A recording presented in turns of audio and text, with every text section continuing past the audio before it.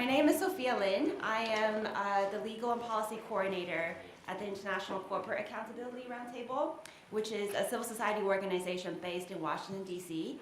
We operate as a loose coalition of about 40 labor, environmental, and human rights organizations, and we focus primarily on business impacts on human rights. And I myself lead on our work related to trade and investment, looking at ways to leverage trade mechanisms to promote human rights and labor rights abroad.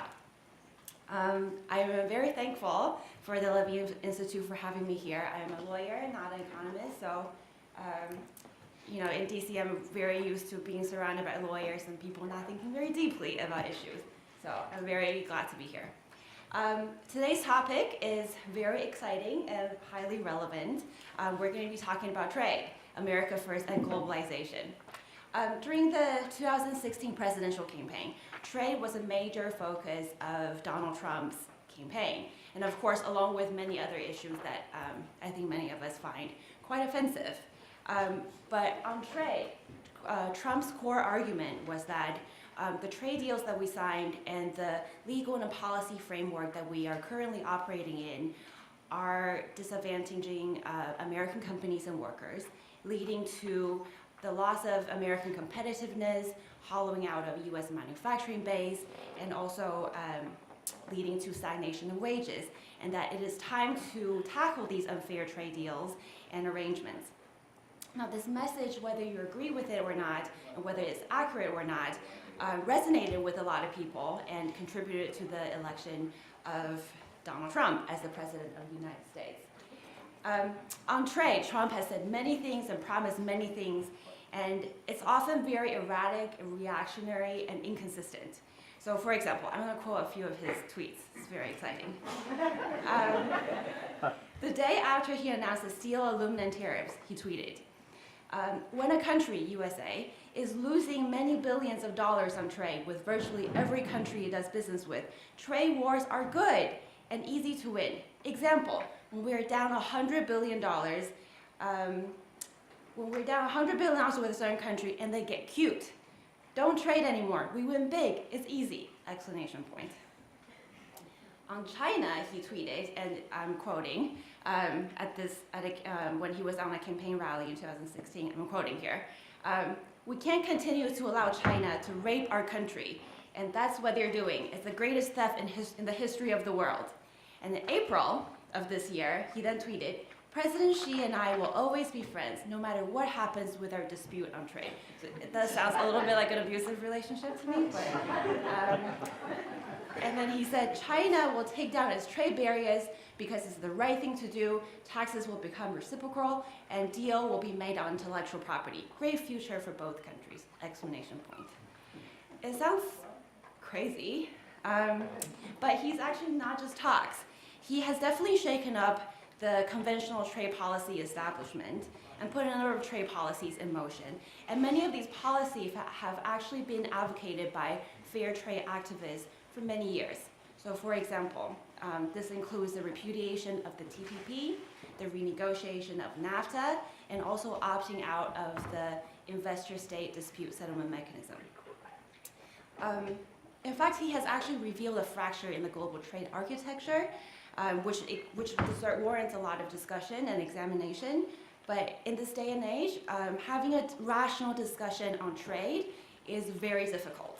And this is because Trump is a deeply polarizing and offensive figure, and it's also because we never know whether he's gonna do what he said he's gonna do. Just to take a look at the recent flip-flopping on TPP, for example. So this is what we're going to do today. We're going to examine and discuss some of his policies and the implication of these policies. We have three excellent experts with us today who have been thinking about these issues for quite some time. Robert Blecker, Professor of Economics from American University. William Milberg, Dean and Professor of Economics from the New School for Social Research.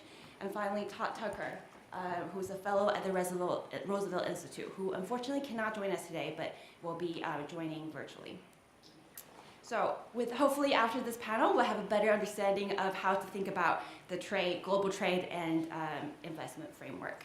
So with that, I'm going to turn to Robert.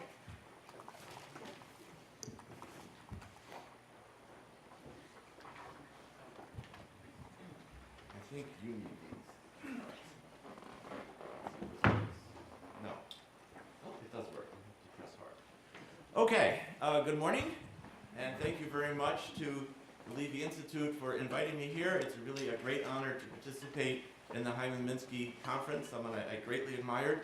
And I also want to especially thank Levy for including trade policy in a conference about financial and macro stability or instability, because I think these things are really closely related. And I hope to make some of those connections clear as I speak, though I will focus mainly on the trade side since that was the subject of the panel.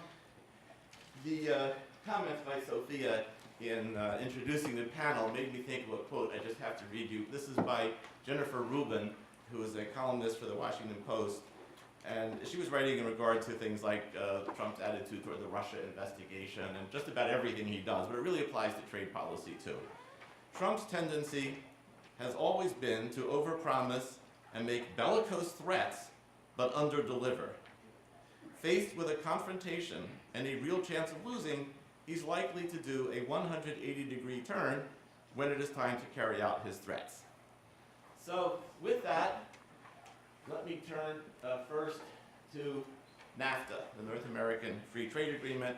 And as I was sitting here listening to the previous panel talk about both the Eurozone and Brazil and other parts of Latin America, I was seeing a lot of parallels, so I'll try to bring some of those out as we go along.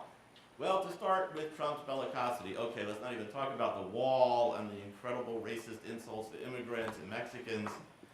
Okay, but on the economic front, Trump says that in NAFTA, Mexico won and the United States lost. Okay, how do you know that? Well, they've got a trade surplus. Now, actually, if you look at opinion polls, most Americans somewhat agree with that. At least if you ask, and political science researchers have done this, go out and ask people in the 3 NAFTA countries, who do you think won the most from NAFTA? Americans think that the Mexicans gained the most. The Mexican and Canadian public believe that the United States gained the most. Well, if you look back at the history of how NAFTA was negotiated, in fact, it was a big win, not a loss, for the Bush administration negotiators. Here we are on the day after Bush passed away. I'm talking about George H.W. Bush. And whether you agreed with their agenda or not, and I certainly did not, they had a stunning success. This was a big win for American corporate interests.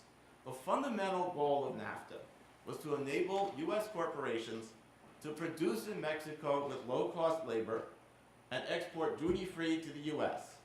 without fear of expropriation, regulation, or any challenge to property rights.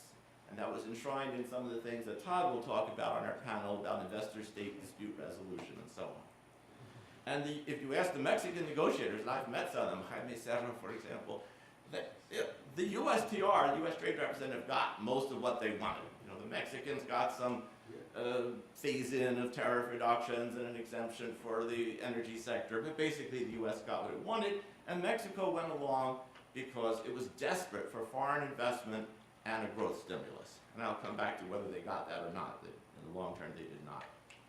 But to begin with, this whole idea of looking at a trade agreement in terms of which country won and which country lost or which gained more is the wrong way to think about a trade agreement. I think we really need to challenge the Trump people about this. So in my mind, there are 2 fundamental questions about a trade agreement like NAFTA. First, which sectors, groups, interests in each country won and which ones lost, or which ones won more or less?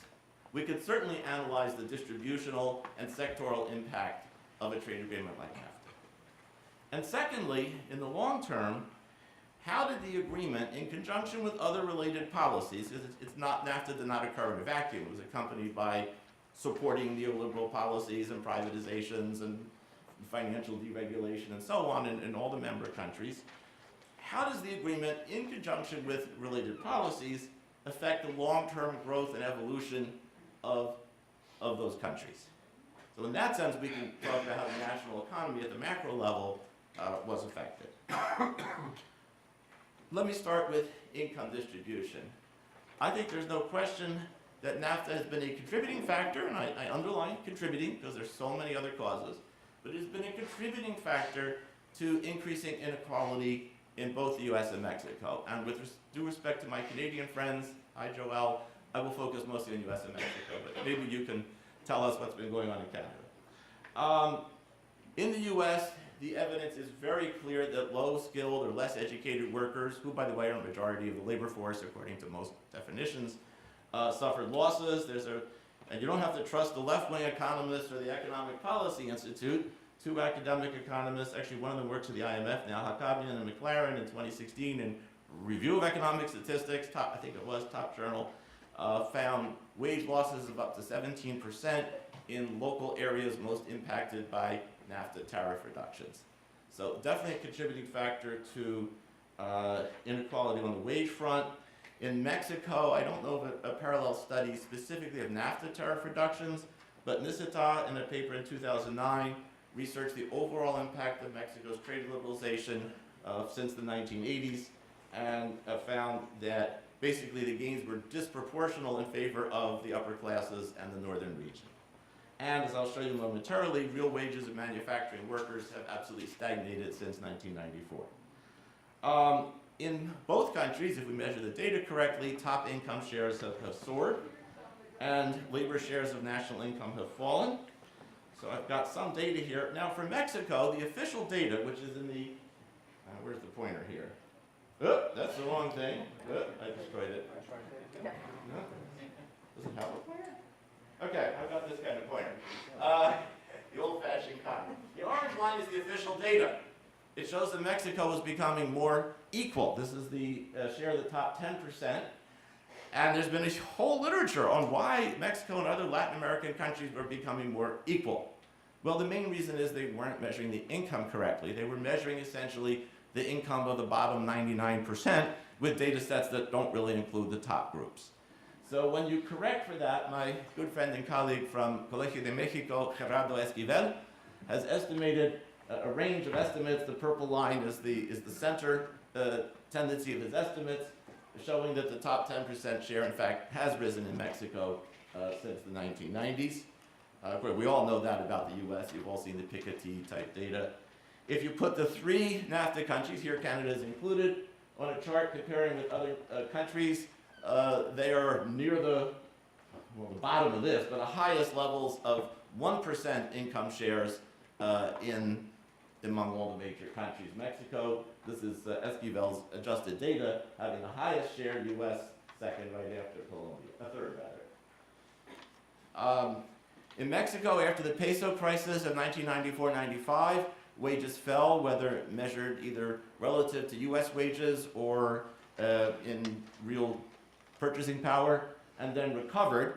So during this brief period, at the end of the 90s, Mexico did have a brief export boom, and it seemed like NAFTA was working, not because, well, NAFTA helped, but also the peso was really devalued and their wages were temporarily very low. But if you take a long-term perspective, notice that the index doesn't even get back to 100 on the left scale, the red line, by 2016. So no wage growth, while wages in China and other places have been actually rising rapidly. And labor shares of income have been falling in both countries, and they're timed very closely together. This is from a paper by Carlos Ibarra and Jaime Ros, brilliant study, and they go into this in a lot of detail. But the US and Mexican data really closely line up on that. When we do turn to the individual sectors, then of course we can talk about particular winners and losers. The first bullet point on here is something that pertains to everything I say. We have to be cautious in talking about NAFTA effects because there's so many compounding factors, changes in exchange rates, as I just mentioned, financial crises, the impact of China, and all sorts of domestic policies. Nevertheless, insofar as NAFTA did open up the region to more free trade and investment, Mexico gained jobs in certain sectors, automobiles especially above all, and auto parts, appliances. We just heard about the heaters and air conditioners when Trump visited Carrier after the election. electrical and electronic equipment, and seasonal fruits and vegetables. The U.S. gained in some of the sectors you're now hearing about subject to tariff threats and retaliation from various countries, basic grains like corn, wheat, soybeans, sorghum, animal feed, and American companies, especially in the service sector, have benefited greatly from foreign investment in Mexico, Walmart, Citibank, lots of fast food chains. You go all around Mexico, you see all the corporate logos. The U.S. manufacturing sector has shrunk by 5 million jobs since the end of the 90s. I think the biggest, and technology is a part of that, it's not the whole story. In terms of trade, I think the studies show that China has had a much bigger impact, probably over 2 million out of that 5 million has something to do with China, although there's a lot of varying estimates. But in autos, I do think that's the one area where there really was almost literally a movement of employment to Mexico. Not always literally, but they shut down a plant here, somebody opens up a plant there, parts start to come from there, and especially auto parts employment, which is the most labor-intensive part of the auto sector, has greatly shifted to Mexico. And these sectoral effects, along with the inequality and the wage stagnation, which of course has also occurred in the U.S., have been fueling the resentments that Trump has demagogically taken advantage of. But they were also featured in the Bernie Sanders campaign, by the way. It's not only Trump.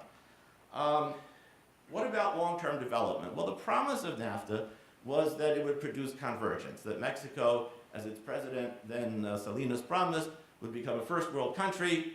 It would no longer export labor, that is, migration would cease.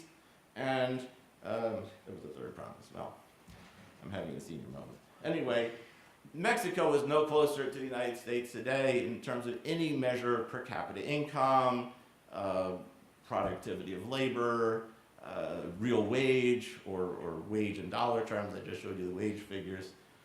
And what I want to emphasize, and this is parallel but different from what Jörg was saying about the European Eurozone, that there was a fundamental flaw built into NAFTA as a development model. And it really was a development model that Mexico adopted in the early 90s.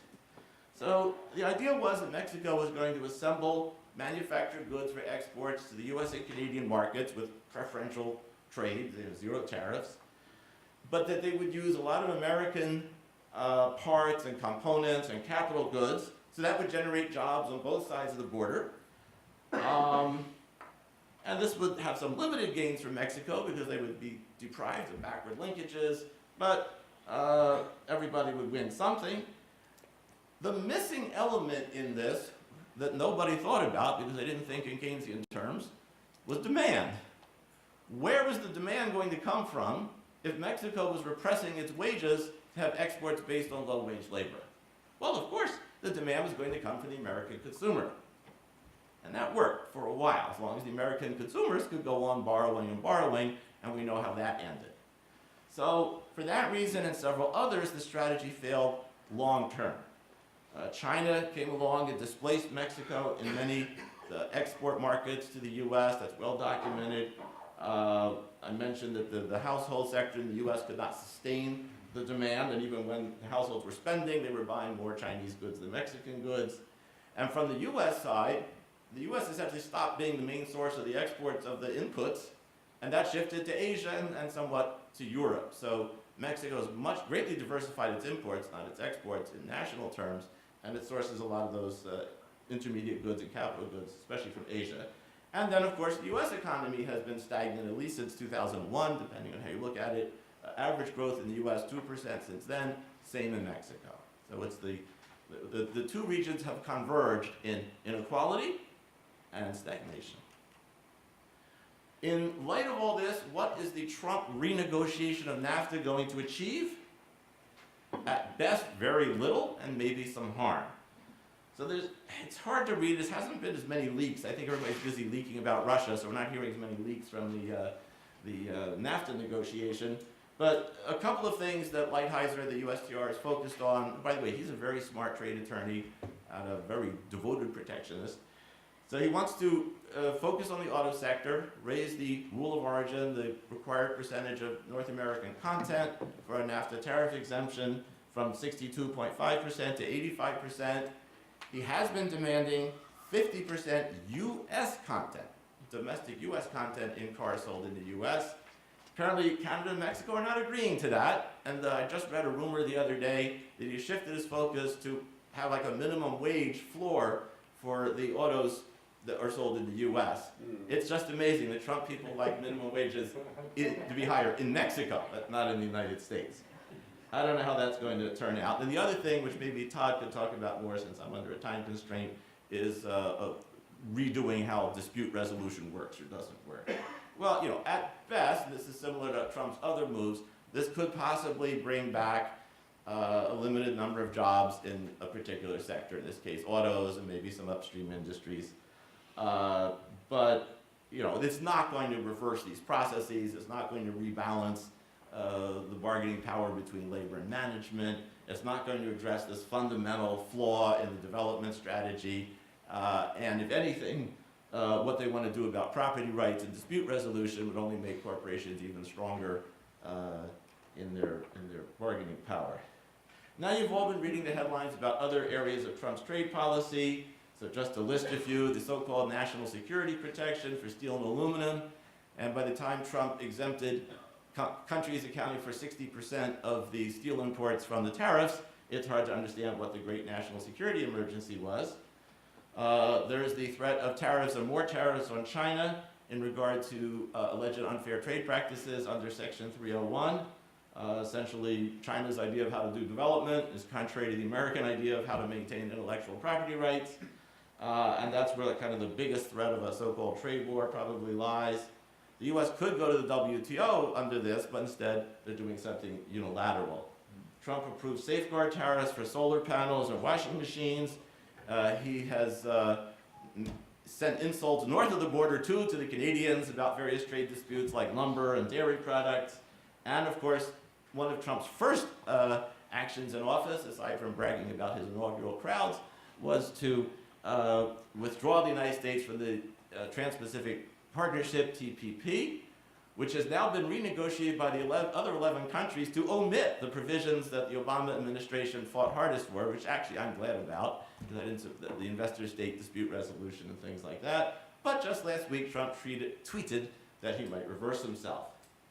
You can see some common themes in all of this, including the attacks on NAFTA, the threat to withdraw from it if Trump doesn't like the outcome of the negotiation, and all these other policies. First, unilateralism, attacking allies instead of engaging them in conversations and negotiations, undermining the rules-based multilateral system. Now, I have a lot of qualms and reservations about the rules-based multilateral system, but this is, I think, the wrong kind of attack. There's a bullying element to this. You see that also in Trump's domestic politics. Impose tariffs first, negotiate second.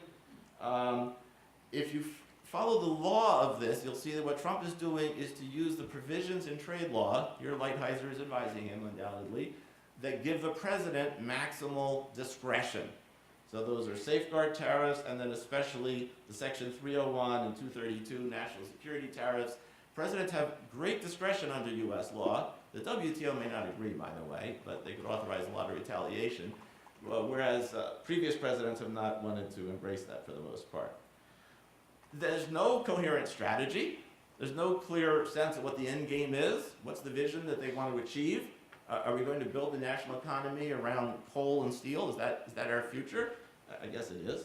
And in the meantime, the administration is slaughtering in its budget requests the areas that we really need for the future of American industrial revival, which would be things like science, education, protecting the environment, fighting climate change, and so on. So there's an irony and a tragedy here, if I may take a deficit and lend myself one extra minute. There's no question, Trump has been clever. He's not completely, he's crazy, but he's not stupid. He has capitalized politically on genuine problems that people are concerned with. And so there have been these chronic trade imbalances for many decades. There is an issue about China's violations of trading norms and property rights. There have been massive job losses in manufacturers. U.S. Less skilled workers have had falling real wages. We've had increasing inequality.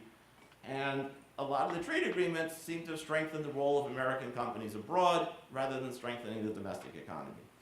He's not wrong that those are problems, but I think his populist, nationalist, xenophobic, bullying responses are definitely not the answer.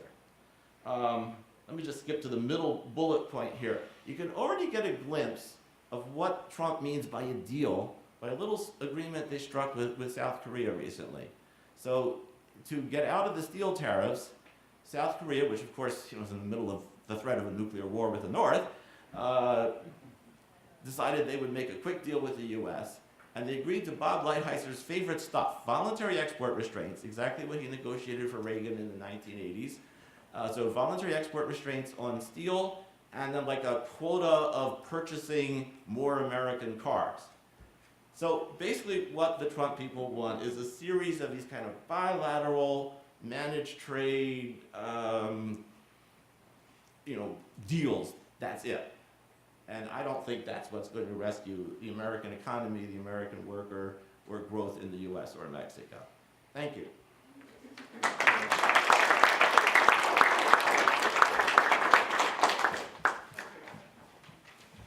Next, we're going to have Todd. Can we bring him up?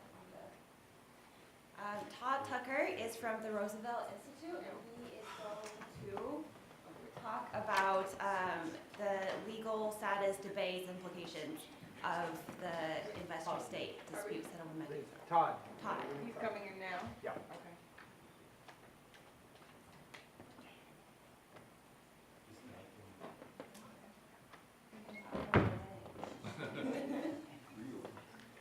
They want you now.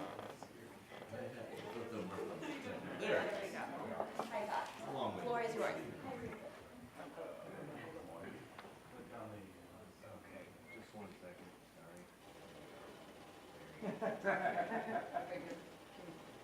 Can you hear me? sorry.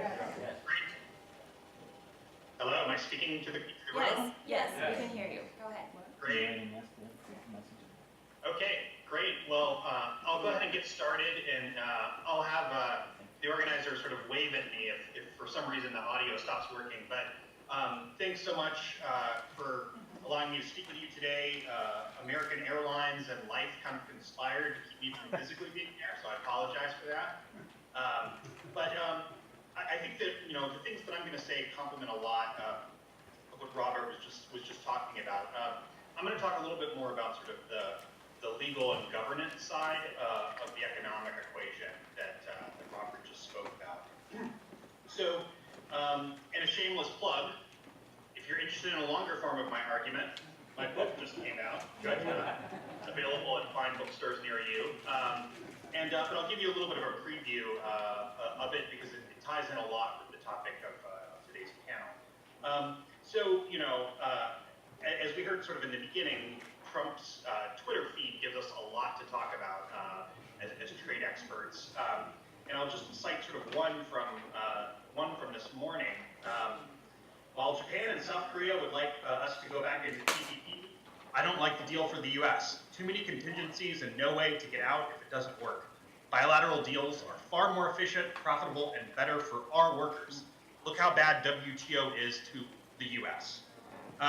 So on my Twitter feed, which has a lot of lawyers and political scientists, there was a lot of guffawing and sort of fact-checking of various components of that tweet. In fact, some folks were going to assign it as an exam question to just kind of have their graduate students figure out how many things could be wrong with this one tweet. But it misses, I think, some of that sort of very aggressive fact-checking, such as the fact that South Korea is not in the TPP, for instance, such as the fact that the TPP does have a withdrawal mechanism. I think that the piece that gets buried in that is Trump's dig at the WTO. And I think, the thing to keep in mind here is that while Trump has a very different tone than his predecessors, there's some continuity of the policy here. He's kind of, criticizing the WTO's dispute settlement body.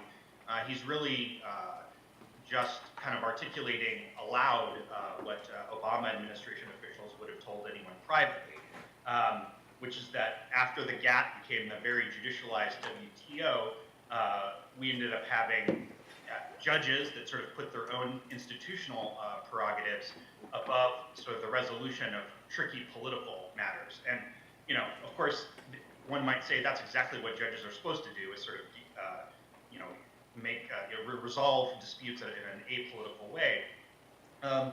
But you know, for the U.S., I mean, it's worth mentioning and just remembering, and this is research that Manfred Elsig from the University of Zurich has put together. He went back and interviewed sort of the Bush 1 and Clinton administration officials that were responsible for agreeing, getting the U.S. to agree to this dispute settlement body. And it's worth remembering that they were dragged along fairly reluctantly into signing that deal. And it was something that sort of the Europeans inserted in terms of a very sort of hierarchical appellate body mechanism. That was sort of a very late deal that was made, and the U.S. signed up for it basically because they were told that there wouldn't be that many cases, and so it was just kind of a formality. But fast forward 16 months, and the appellate body's very first ruling was against U.S. emission standards.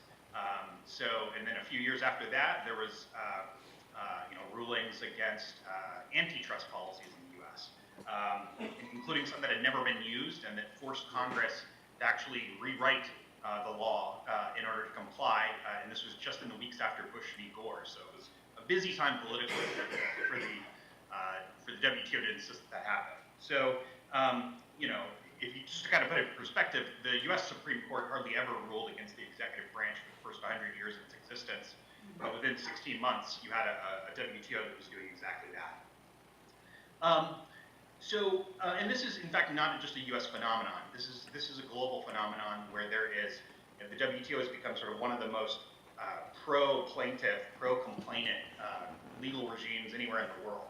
So the defending country loses about 90% of the time, 80 to 90% of the time, depending on the country. So it's not just the U.S. getting this; it's in fact all countries here. So you know, Trump in particular, as Robert mentioned, you know, his U.S. Trade Representative Bob Lighthizer is one of the country's sort of leading defenders of U.S. anti-dumping policy and U.S. sort of trade remedy law. And, you know, to Lighthizer and to actually a bunch of folks in Congress on both sides of the aisle, there was the sense that they agreed to the WTO, you know, agreed to sort of a default of liberalization, so long as there was sort of the exceptional remedy that would be available for industries or petitioners that went through the process of convincing U.S. agencies that they had a good anti-dumping case. So, you know, overall low tariffs, but sort of always this backstop of adjustment and phase-in should it be necessary. The terms of that basic political bargain were put, you know, and were really stressed, put to a breaking point in December 2016, which was with the end of the 15-year accession period for China to sort of complete its kind of 15-year transition into the WTO. As of December 2016, so in the final days of the Obama administration, the rules really, or that the U.S. needs to sort of be much laxer in how it applies anti-dumping duties on China. So there was already in the Obama administration a lot of concern over sort of the lack of political will among WTO member countries, but then also a lack of sort of sensitivity on the part of the appellate body to the kinds of structural strains that this was going to put, given that sort of China hadn't sort of significantly reformed its market economy status. But yet, as a legal matter, would need to be sort of treated as just another market economy under U.S. law. So this was already a strain, and the Obama administration's strategy was to, as vacancies became available, as vacancies opened up on the appellate body, to refuse, to block consensus towards filling those vacancies. So already in the Obama administration, there was one vacancy that came up. Since then, there's 2 more vacancies that have come up. And then in September, we'll have a 4th vacancy. And And that'll mean that of the 7 positions on the appellate body, 4 will be vacant, which will effectively paralyze the dispute settlements body's ability to function. So while this is dramatic and Trump is getting a lot of heat for it, this is a continuation of the policy started under Obama. And in fact, it's some of the same lawyers that have been sort of the architects of that strategy. So in some ways, there's more continuity than change there. And sort of the other side of it that I think is a little new is the invocation of national security justifications. And I'm happy to sort of talk a little bit more about that in the Q&A if there's interest. But that certainly is a break with the past. Although the use of it is a break from the past. But the Trump administration's argument about it, which is that once you invoke a national security exception, the appellate body can't make a ruling, and this is just a matter for negotiators to come to the table and resolve the problem politically. That is a line that's been sort of the U.S. line for decades. So that's, again, sort of more continuity than change there than you might think. So second, let me just sort of speak briefly about, the WTO is sort of the interstate disputes. But of course, another piece of this, as Robert alluded to, is the investor-state dispute settlement system. Now, this is something that Elizabeth Warren and other progressives have been raising a lot of consciousness over in the last few years. It's something that Hillary Clinton also campaigned on, and that was sort of, when pushed as to sort of what her criticism was of the TPP, when she did that pivot during the election, what she maintained was that she had criticisms of the investor-state dispute settlement system. So this is, in a nutshell, where multinational investors can sue their host states over disliked government regulation. The rulings happen sort of outside of national courts before panels of 3 arbitrators, and that's a lot of sort of what I discuss in the book.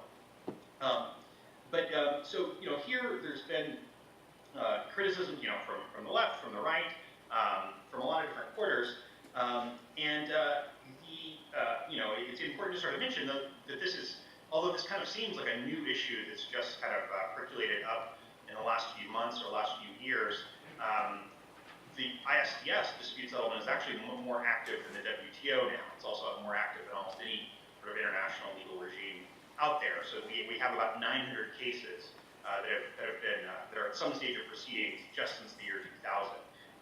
Compare that with the 1990s, where from the 1960s to the 90s, this remedy was available, but it was hardly ever used. There was about half a dozen cases, and now we have nearly 900. So the problem is sort of what to do about it, because there's over 3,000 treaties that include ISDS, and companies have a lot of ability to treaty shop. If NAFTA goes away, there's sort of many other ways for investors to use treaty rights under other treaties to sort of sue the host state in question.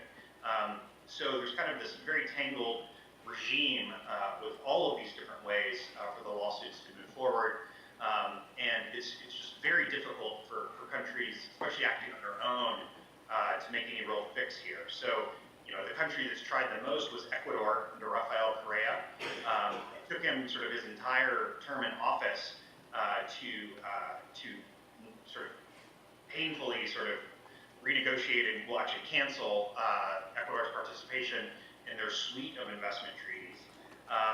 But there was an overhang period of these treaties of up to 25 years, which means that the country that's sort of reneging on the treaty today risks capital flight, risks all sorts of political sanctions, but gets very little of the sovereignty benefit in terms of not being subject to these suits for 25 years. And then sure enough, Correa's hand-picked successor, Lenin Moreno, went back on that and now just kind of has those treaties back in place. So that was sort of 8 years down the train of work. So again, sort of, there's a lot of treaty shopping possibilities. There's a lot of these treaties, so so reform is difficult. If it's going to happen, it's going to have to take the U.S. and Europe taking the lead on this. And so here again, sort of Team Trump has put forward a proposal in the context of the NAFTA talks that would basically allow each country to opt in or opt out of these lawsuits. Thanks, Guy. On a case-by-case basis, or sort of in one fell swoop. Canada and Mexico aren't too excited about this for different reasons.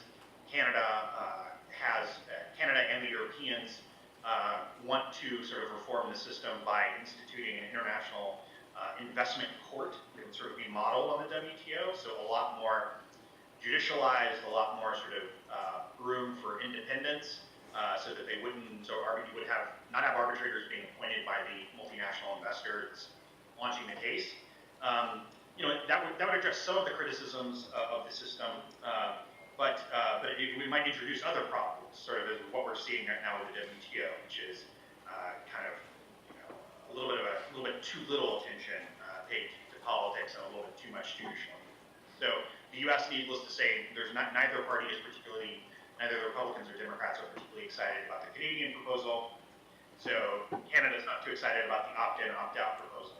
And then Mexico, for its part, has been busy reassuring investors that they'll continue to entertain these lawsuits sort of outside of NAFTA if need be. So they've made some changes to domestic law and signed some additional treaties so that U.S. investors will continue to have that remedy no matter what happens in NAFTA. And that sort of undercuts one of the main Trump arguments against the system, which Lighthizer maintains that by giving this extraordinary legal remedy, you're allowing U.S. investors to offshore jobs to jurisdictions where they wouldn't otherwise want to invest because of lack of legal security. So by giving this legal security, you're in effect giving sort of political risk insurance, which is how Lighthizer describes the problem. So if Mexico's kind of still giving these rights anyway, you haven't really solved the problem, even if you've technically taken it out of NAFTA. So, in both sort of the WTO and investor-state dispute settlement, developments are moving really quickly. Sort of day by day, there's kind of different proposals that are floated. It's very unclear where some of this is going to end up. I'm excited to sort of speak with you, any questions you might have, to clarify anything that I've said, or to sort of speculate about where things might go in the future. Thanks very much.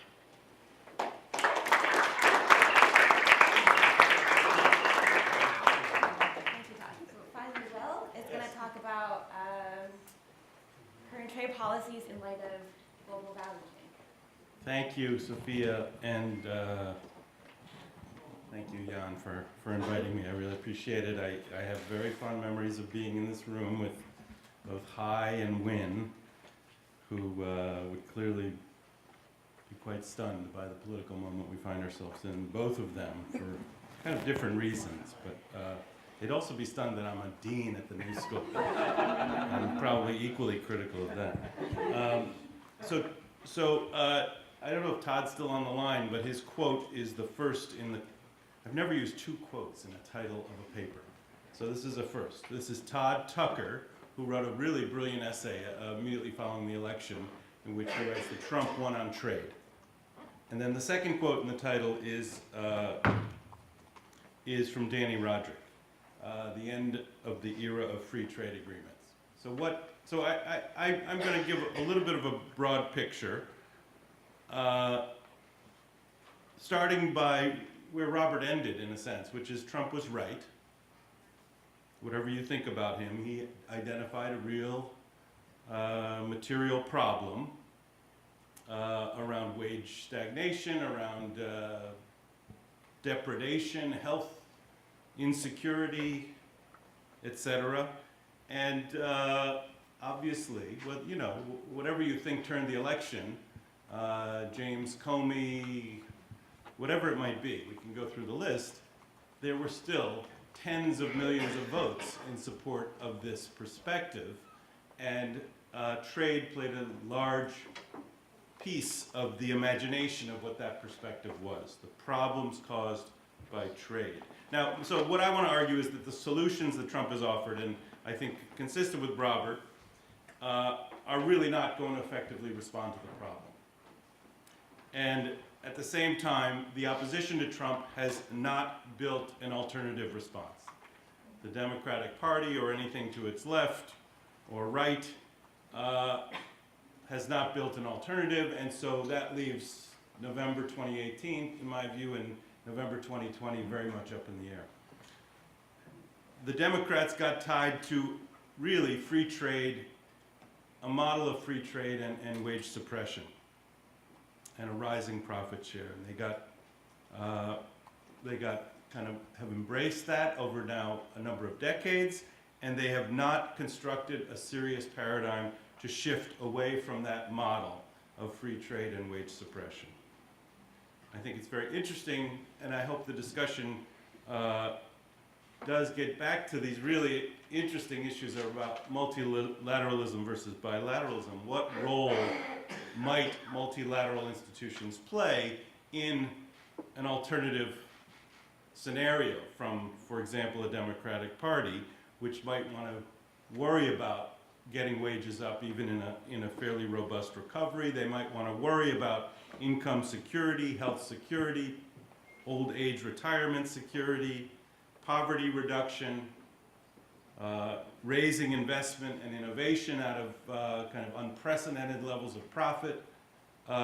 They might want to think about a multilateral approach to those issues as well as a domestic agenda. And I would just say that I also, like Robert started by saying, thank you for including trade policy in this panel. I really think that the macroeconomic issues link very closely to these trade issues. They link to both on the macro side, on how rates will affect rebalancing, for example, and on kind of the corporate finance side, obviously, borrowing and investing and what to do with these cash hoards that the corporate sector is holding is going to be affected very much by financial regulation and by macroeconomic policy. So I see the link very, is very strong. In fact, my book that I wrote on outsourcing has a long section on policy in which tariffs don't really figure. I think it's really, trade has fed inequality in the US. And so I don't want to repeat the things that Robert said. The usual argument is, of course, that it generates for a capital-intensive or skill-intensive economy, abundant economy. It generates the usual skill-biased labor demand shift. But I want to argue, again, connecting to the theme of the conference, that particularly in connection to the expansion of global supply chains, that both financialization that has resulted in part from these global production and sales strategies and intellectual property monopoly, I will argue, have both contributed to inequality in the US, are both part of the trading system as we know it, and must be part of the policy solution. So the policy response, I think, will have to address not just these narrow tariff issues, but also issues of financial regulation, tax policy, antitrust policy on intellectual property, and of course industrial and labor market policies. So Trump on trade, the bilateralism, the focus on bilateral trade deficits is kind of perplexing to economists. And the rebalancing that I think Trump is looking for with this array of policies that we've already heard of is unlikely. I tend to be a kind of old school elasticity pessimist, both with respect to tariffs even. I mean, the wage differentials that we're talking about across countries that are impacted by these tariffs are so enormous that even 25% tariffs are not really going to turn the tide. With the expansion of these global supply chains, I would argue tariffs are, and we've seen this argument in the press a lot, tariffs are actually going to hurt competitiveness of certain firms, even export possibilities for firms who import inputs that are affected by the tariffs. And of course, there's going to be political pushback. Trump has appealed to steel and aluminum workers, perhaps, but there's going to be pushback from steel users and from the agricultural sector, for example, especially when the Chinese, who know what they're doing when it comes to threatening retaliation, go after soybeans first. So, moreover, I think as Jorg and on the previous panel pointed out, U.S. fiscal policy is really in conflict with any rebalancing that Trump might imagine. you know, you can see it in the Levy scenarios, that the fiscal stance that the U.S. has taken with the recent tax laws is really going to drive the deficit down most likely. And that adjustment in the U.S., like everywhere else, typically occurs in recessions, right? So it occurs through the income side. And I think lastly, the intellectual property rights violations that both my previous speakers mentioned are exaggerated in terms of the magnitude of impact they will have on the current account balance of the U.S., even if they could all be reversed. China could be made good, whatever that might mean, and Todd can tell us exactly what that means. But you know, this bilateral approach that Trump has taken also is going to take its toll on the rest of the world. And so my argument is it's not going to work particularly to address the problem that it's been set out to address, and it could be damaging, and of course a trade war is particularly damaging, and you know, I look forward to a discussion of that. So that's my argument in effect, and I'll just go through a few points. I'll try to do this quickly. Just the last point, really, because I've mentioned all the others there, is, you know, I'm reminded in this moment of bilateralism of Fred Bloch's book, which I still like, on the origins of international monetary disorder and the breakdown of Bretton Woods system, and a kind of retreat of the hegemon from a system which the hegemon itself had established, its inability to play by the rules that it itself had established. And I think we might be seeing something like that going on. So I think there are serious issues on the table for how the world trading system, linked to the world financial regime, of course, gets re-regulated in a world where the U.S. it doesn't have the political will to keep to the rules that it itself had played a major role in establishing. So how did we get here? I think everybody in this room knows, so I can really go through quickly. World trade was growing so beautifully, right? Globalization became associated with the growth in world trade, and there was this little downward blip we're trying to explain now, but look at the big picture. World trade was going gangbusters in relation to GDP, and an important point was the success of China. Of course, all we hear about is Chinese criminal behavior, but of course, Chinese poverty reduction is probably of the largest magnitude of any poverty reduction experience in one country in history. And this is in part a function of the global system that we experienced. India has done reasonably well also, but we're talking about hundreds and hundreds of millions out of poverty. And one can debate, of course, the poverty floor, but there's no question that globalization was going great in some parts of the world. So what happened? Well, some people got hurt as China expanded, and so here's a couple of markets in the US where Mexico and other competitors also got hurt by China. I mean, it's not just Wisconsin that got hurt, but also other competitors, the telecom market, the apparel and clothing market with WTO accession, and China captured markets, not as much as we thought it would in apparel even, but certainly in many markets and increasingly in high-tech markets. And the US trade balance, everyone knows, with adjustments occurring most significantly in recessions. So what's the cause of the balance? I think, again, stories that everyone here knows, a strong dollar. I would argue that outsourcing strategies have played a role, and of course, trade liberalization is the one that Donald Trump has focused on. I always like to just mention that in this period there were also things going on outside of the U.S. that mattered to the U.S. Richard Freeman calls that the great doubling of kind of the entry into global capitalism of a double of the labor force, and so capital labor ratios fall, and it makes a different world, obviously. When the Soviet Union collapses, when India wants to play, China wants to play in the great game of global trade. Hourly compensation costs, I'm not going to talk about that. And this is just this one I want to talk about, which is the growth in global value chains, which is what my research has focused on, which says that in almost every country, and in this graph, only China and Hong Kong show a decrease in the foreign value added of exports.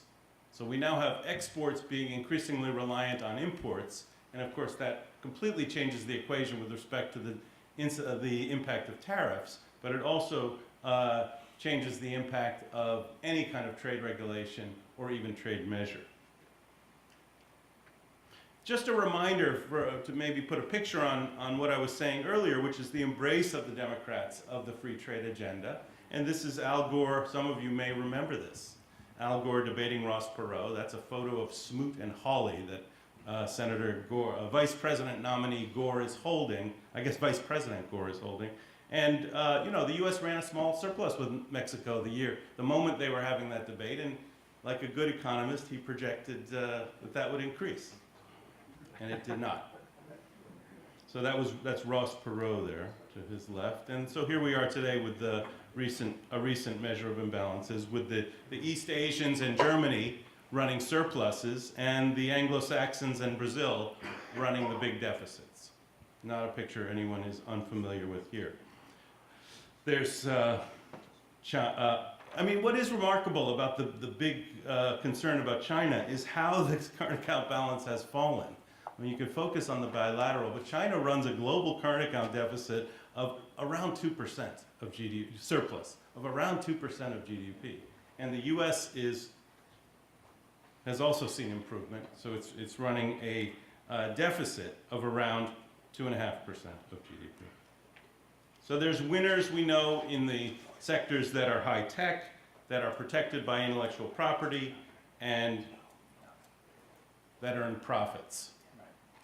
There are losers that we know, famously in the work on the China shock, and losers also, as Josh Bivens has argued I think very compellingly, that are broad-based wage suppression effects. Not just, I mean, in a sense, Autour, this picture that now has become kind of iconic for showing the localized impact on the labor market of Chinese imports, has to also be put next to Bivens's work on general, he calls it a 5% wage suppression, generally across the US because of trade. And the result has been, as Danny Roderick's quote in my title shows, a kind of soul searching. Economists found that they had not understood labor markets, spatially or temporally. They advocated for free trade agreements when, as both of my colleagues have pointed out, these have not largely been about free trade, ISDS, intellectual property, financial services deregulation. Economists have ignored the absolute essential need for compensation of losers, which is required to bring about a welfare improvement, and kind of an ethical lapse. And, you know, as Danny Roderick's been writing lately, you know, are we responsible for this populist turn we're seeing globally? Wow. So as I say, trade contributes to income inequality, and it does it through the traditional ways and these other ways. And what my research has focused on has been the two other ways, the financialization, and more recently on the intellectual property monopoly. And on financialization, I'll just show 2 slides and then I'll conclude.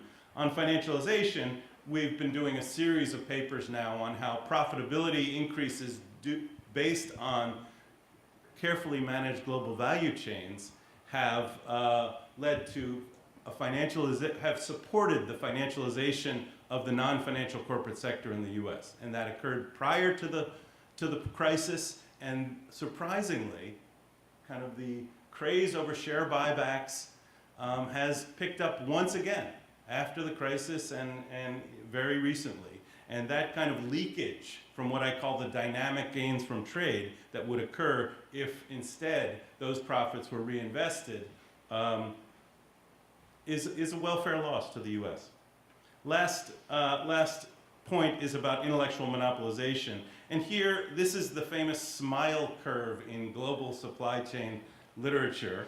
And if you look at the gray line, what you have on the horizontal are the different functions of a corporate, of a firm.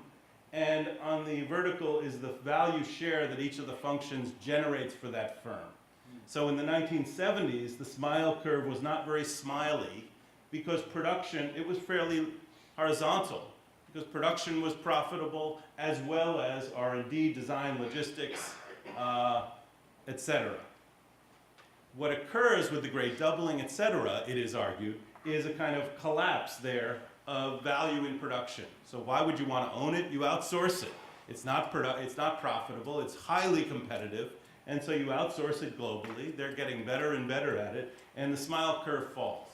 And so what I've been researching is the two sides of the 21st century smile curve, which is to say, now the focus has to be on capturing the rents from intellectual property and how to do that in the global economy.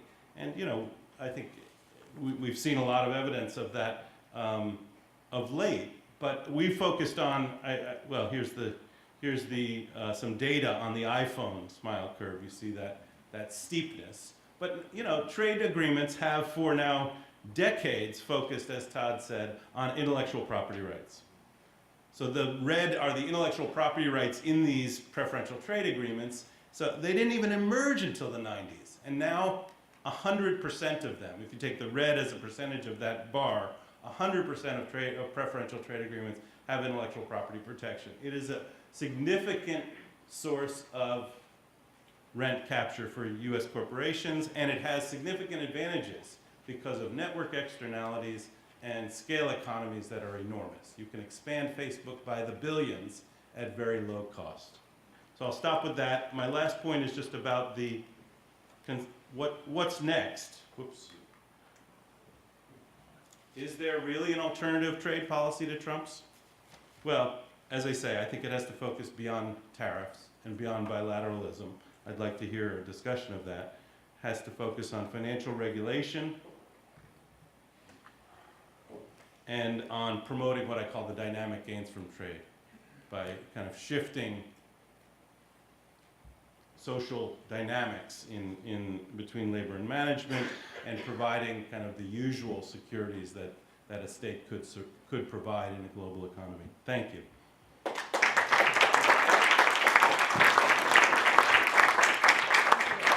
So I'm going to open it up for discussion, but before that, I'm just going to pose one question for all the panelists and give you a couple minutes to think about your comments or questions. So, well, your conclusion was actually a perfect segue to my question. I think the midterm election is coming, and I think we can probably begin to see the end of Trump's presidency, hopefully. And hopefully next year, the next president is going to be different. And that hopefully the next president, whoever he or she is going to have more of an ideological alignment with us. So I'm assuming you're all going to be his or her senior economic advisors. If so, what will your advice be for the president? What's next? Are we going back to where we were before? If not, what is the first couple of steps you have to take to restructure trade? Yeah, I mean, I heard. Yeah. Wait, why don't we? Okay, well. I have to go. No, I mean, my agenda at the end was I can just repeat that, which was around which was around financial regulation, with the topic of the conference being very crucial to kind of shifting the social capture of rents from intellectual property monopoly, for example, from global production arrangements, and using tax policy, focusing instead of on tariffs on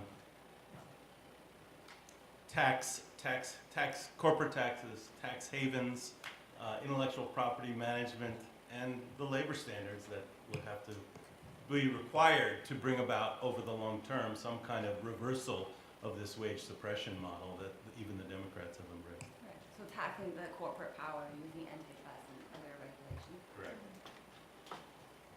Robert?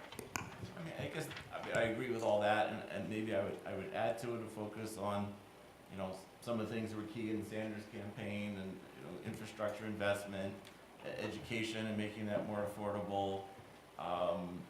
I think this is a moment in history where we really need to take global warming and climate change very seriously and move the economy in the opposite direction from the Trump administration toward energy saving or solar and wind technologies, alternative energy sources instead of carbon fuels, and that could be a huge source of economic gains, actually much bigger than what could be accomplished by destroying more mountains to dig out the remaining coal.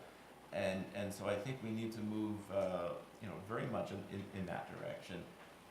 We should be producing solar panels, but the right way to do that would be to stimulate the industry through massive purchases and incentives to install solar panels and subsidies to R&D and try to push the curve of where the costs of that kind of technology are falling. That's the right way to go about it. Todd?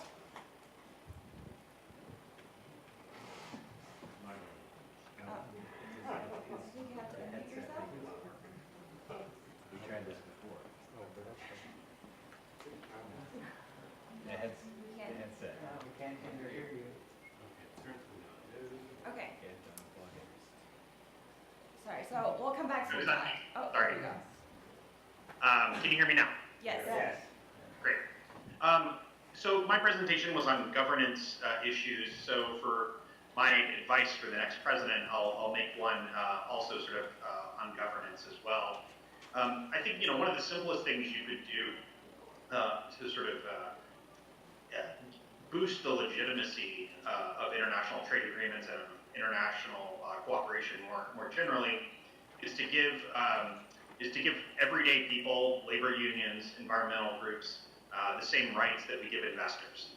So we've allowed through these networks of trade and investment agreements, we've allowed investors and arbitrators to build sort of a global common law, a global floor for how investors are to be treated.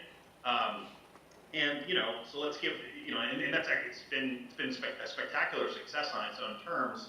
If you're just looking at sort of the number of disputes, the number of awards, the concept development, I mean, you could sort of fill law firms and fill law journals with the kinds of advances that have been made in a relatively short period of time for the corporate agenda. If you were to sort of, and what we have in the trade agreements right now is sort of this double standard, which is where you do include labor or environmental provisions, you subject them to sort of the stranglehold of the governments. And if the U.S. is going to bring a labor complaint against Mexico or against Honduras, it has to go through sort of the whole diplomatic arena, where USTR has to decide, of the universe of things that they want to bring up with their foreign counterparts, where does labor fit on it?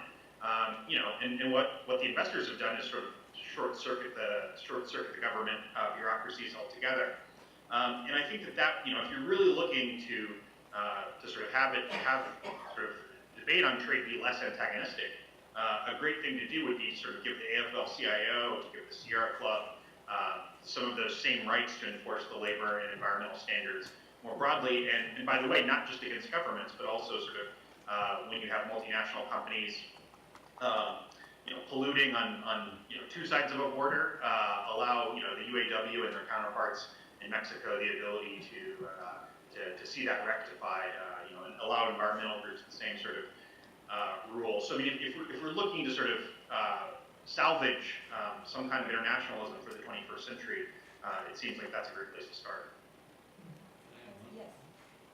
So just to tie back to the macro and financial side, and something I didn't manage to squeeze in my original 15 or 16 minutes, one thing that has repeatedly been a problem in our area of the world, the Western Hemisphere, has been overvalued currencies. And so when countries have been trying to grow through export-led policies, as Mexico did, but then they turn around and overvalue the currency, as they did in the late 80s and early 90s, and then again in the late 90s and early zeros, it just drives the industries away that they were trying to attract. And in many cases, the currency overvaluation is of a much larger magnitude than the little tariff reductions they've negotiated in trade agreements. And for NAFTA, you had a kind of a perfect storm between about 97, 98, and 2003 or so, when both the US dollar and the Mexican peso were highly overvalued. And you saw a huge decline in intra-North American trade, and that was when a lot of industries went offshore to Asia, and it just happened to be when China was joining the WTO and had a very undervalued currency, and North America, in a sense, has never recovered from that. And so one piece of advice to policymakers is don't put financial, macro, monetary, and exchange rate policies in one box and trade policies in another box and assume that somehow they'll each work out independently of the other. They will not. They are closely tied together. You cannot have a successful export drive with an overvalued currency, and you've got to take that into account. And if you're using monetary policy as your sole lever to suppress inflation, which means high interest rates and overvalued currency, you're not going to be succeeding in your export-led growth drive. Okay, we're going to take a few questions. Okay, so let's start from back. We'll take a few and then and have the panelists answer.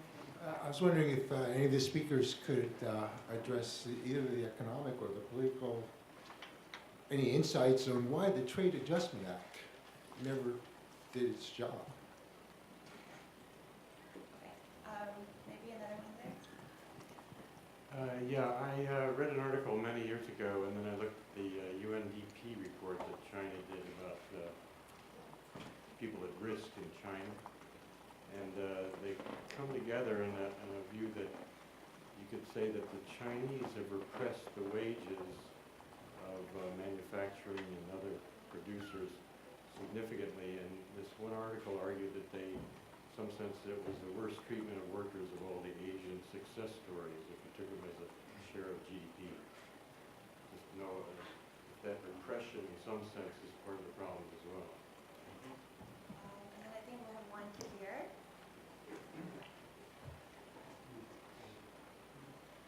Well, I can probably be heard without it. I think you have to use the microphone because we're recording. No, I'm just wondering with this picture of the smile curve and the other questions of importing and exporting, whether one can even consider the multinationals as having a home. I mean, I look to where Apple shifts its intellectual property revenues and things, and just I'm wondering whether the system has lost control. There's no incentive for Ireland not to kind of maintain a favored tax status, and so are we seeing a shift away from the powers of nations towards the powers of the multinationals, which would have profound repercussions for macro policy and virtually everything? Okay, we'll One do, over here, one over okay, here. we'll do one over there and we'll go back to panelists and we'll come back to you. Is this on? Yep. Oh, one thing that struck me was we're stuck in the 1990s as our starting point. Having actually negotiated several agreements with the Japanese during the 1980s, I was a commercial counselor in Japan at that time. All of these problems we faced with Japan, and a lot of the reactions were exactly the same. Lighthouser, one of the reasons he wants export quotas is because he looks at export quotas in the case of the Japanese as being a success. And one could make an argument that, the fact that Nissan, Toyota, Mazda, all of these people now are manufacturing more cars in the United States than they are in Japan is a success story. So what can we learn from the 1980s when we had similar problems and also faced the issue of appreciation? Initially, our attempt to appreciate the yen was a failure due to Mr. Volcker's very high interest rates. But in the end, when that collapsed and the Japanese were faced with essentially 100% appreciation in their currency, they moved their investments. So I'm just wondering what kinds of strategies that we might learn from our experience in the 1980s that would be applicable today. If anybody's interested, I actually have written a paper on this. What's the answer? Which is published by the Columbia Center for Japanese Economy and Business, and it's a working paper which basically talks about all of these issues, not just the auto thing, but also the intellectual property scandals, with IBM, the issues with Corning, for instance, over patents that the Japanese hadn't issued for 20 years. Finally, we squeezed them to do that. But so I think there are some lessons to be learned from the 1990s, yes, but I think this isn't new, and we maybe want to go back and look at some of both the successes and failures of our trade policies in the 1980s, which seem to be repeating themselves. Thank you. Okay.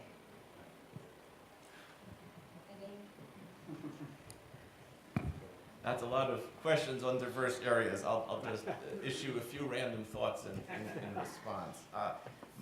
And none of these are all areas that I'm exactly expert in, but my understanding about trade adjustment assistance is simply that it's just never been anywhere close to an adequately funded or emphasized program. I think it started in the 1960s under Kennedy, and there was a small special extension of it for NAFTA job losses that was put in the, I think it was negotiated by Clinton as part of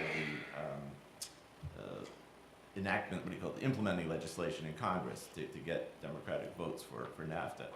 But it's just never been funded or promoted to a level that could begin to handle the magnitude of the disruption that you've had to labor markets from globalization. You'll find if you go around Washington to the right think tanks, Peterson Institute or somewhere, they'll always hey, oh yes, we need adjustment assistance, but they never ever make their support for the trade agreements conditional on passing that with adequate funding to actually accomplish anything.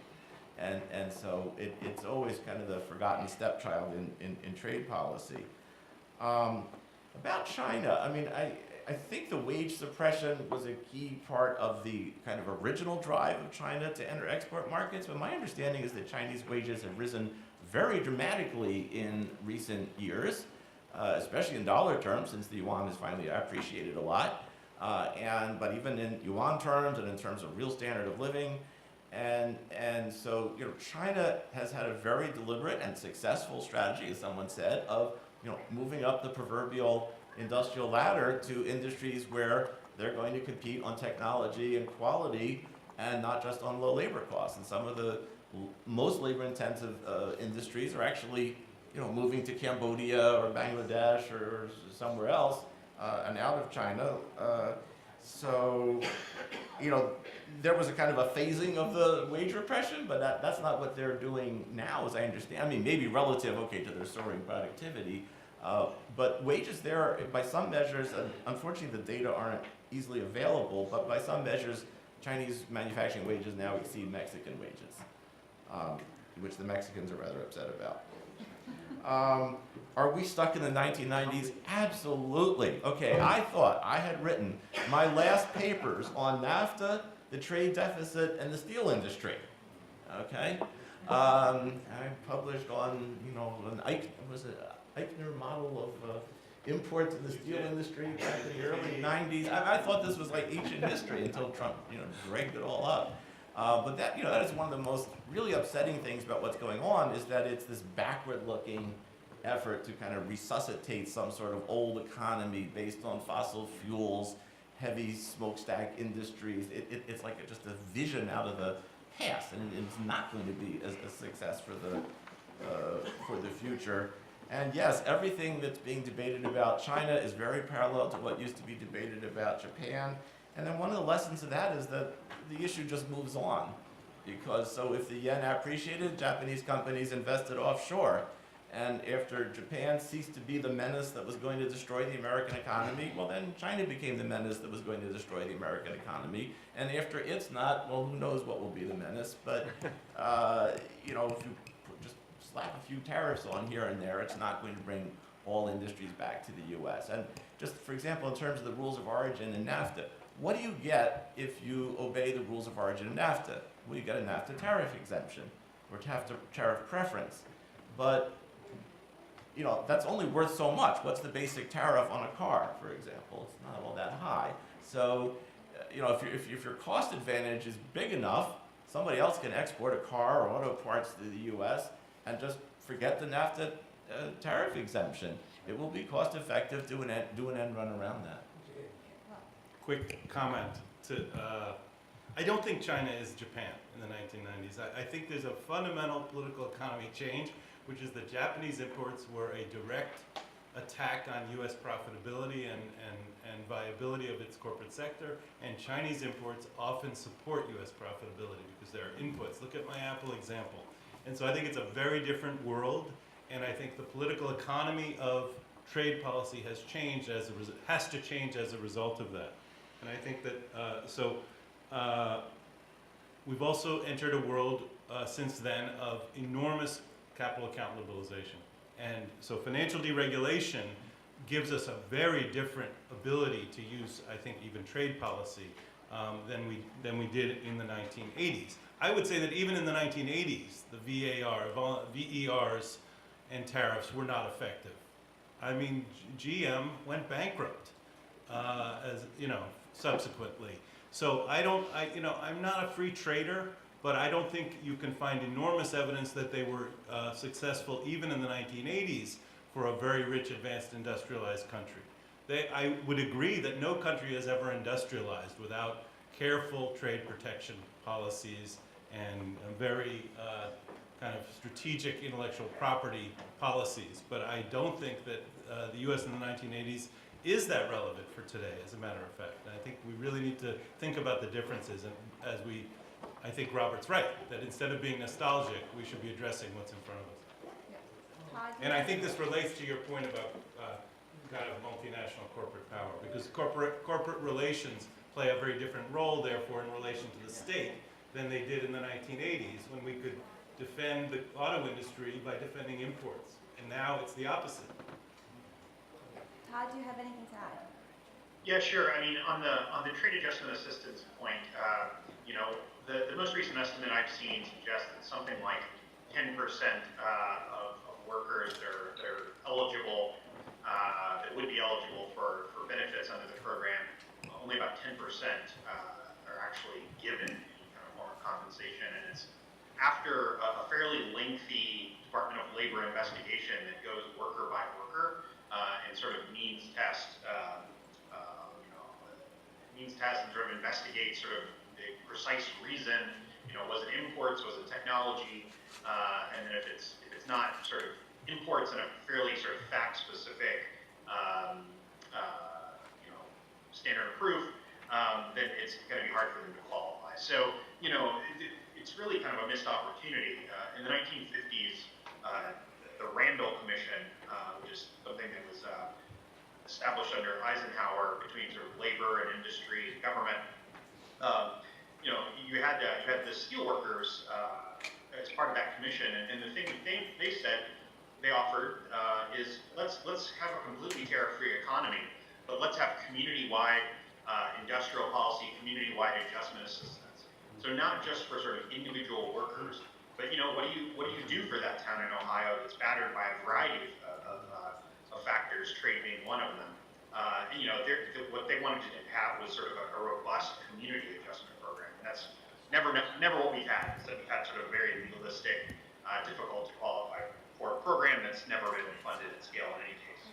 I think the other point, just to kind of, more impressionistic about sort of, were the 1980s so bad? I would say that I remember sort of right at the end of the election, of the 2016 election, you had sort of Trump's famous sort of carrier tweets, which prompted Larry Summers and others to sort of decry this as sort of the end of American democracy and capitalism, which struck me as excessive, to say the least. I've spoken with machinists and sort of other union workers that say, we would have liked for Bill Clinton to just pick up the phone and sort of ask as a personal favor, to not sort of offshore some of these jobs. Just to, not even legislatively do anything, to just sort of put some of the bully pulpit of the president behind making some of these companies feel as if they're violating a norm, if nothing else. So I don't think that Trump was wrong in sort of the instinct there, but the follow-through, of course, has been pretty shoddy, and I think that that's kind of the same across the board. if Bob Lighthizer were king of America, I would actually trust him to do some sort of replays of 1980s moves in a fairly skillful way. Unfortunately, his own sort of negotiating ability is undercut almost every day by sort of the president's tweets that make it impossible to sort of retain sort of a consistent negotiating posture across the branches and agencies of government. Okay, thank you, Todd. I just want to add a few brief thoughts on the labor adjustment. I mean, first of all, the proposal, I'm sorry I wasn't here to hear about it yesterday, but the whole idea of an employer of last resort or employment guarantee, I mean, that would be a huge kind of social insurance against, the adjustment of losing your job.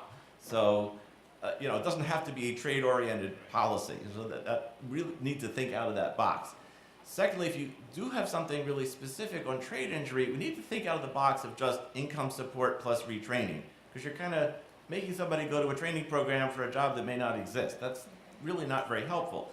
And recent studies have shown that local labor markets are becoming, people are becoming increasingly immobile between different geographic areas. So they're essentially stuck in places where the steel mill closed, the auto factory closed, and nothing else has opened up. So you either need assistance that actually includes relocation assistance, or you need regional policies to channel investment into those parts of the country. And if you don't deal with that, just some temporary income support and go to a course on computer repairs, isn't going to work if nobody's got a computer for you to repair in that area. Okay, so we're running out of time, but I promised to take a few comments, so we're going to take a few comments, and then, so be short, please. Here, over here, and there. I think the basic problem the United States faces is very availability of good workforce. I mean, I ran a joint venture for IBM in China for 5 years. And the availability of workforce, qualified workforce, is really very easy to get. So I think the basic thing in the United States, the challenge is the education system.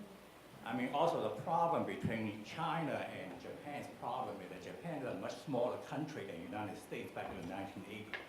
They are about half the population of the United States. China has a population 4 times that of the United States.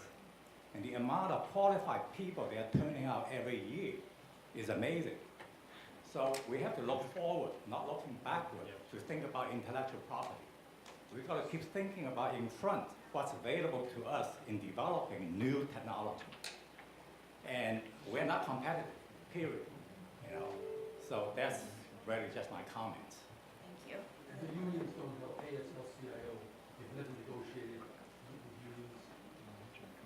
You really go to the state. If you haven't been in business, you work with the ASL-CIO. All the teachers or anything else. You really go to the state. the guy behind. I'd like to continue on that thread. Of course, I fully agree with you. Neoliberal globalization has caused great stagnation, environmental problems perhaps, definitely inequality. I would definitely agree with your financial globalization. But when it comes to the United States and the state of the United States economy, are we sure this is not an overkill? Because is it really a problem of trade, or the fact that going to college in the United States costs a fortune, whereas in Europe costs nothing, or China? And then there is the issue of the financial sector. Bubble after bubble after bubble after bubble. Okay, you have financed global defense stability, and you have been a very virtuous hegemon in international relations, or mostly virtuous, forget Vietnam. However, at the same time, the financial imbalances that this country is building have been out of control for a very long time. And the problem is, and far from me from defending neoliberal policies, but the problem is that all the remedies that you have suggested require more internationalization. Tax. There should be a tax treaty. Controlling the shadow banking sector. You cannot achieve any of that If you've got a question, please make the question, because we're running up to lunch. without building more and more trust in the sector. So the question is, aren't we go for an overkill here? destroying something that has worked with serious problems. Okay, so each panelist will have 30 seconds. We'll start with Todd. 30 seconds, because we're standing in between lunch. Todd. Okay, Todd lost his chance. Well, And he doesn't get lunch either. you know what I'm talking Bon appetit. about. Thank you very much. Please join me in thanking.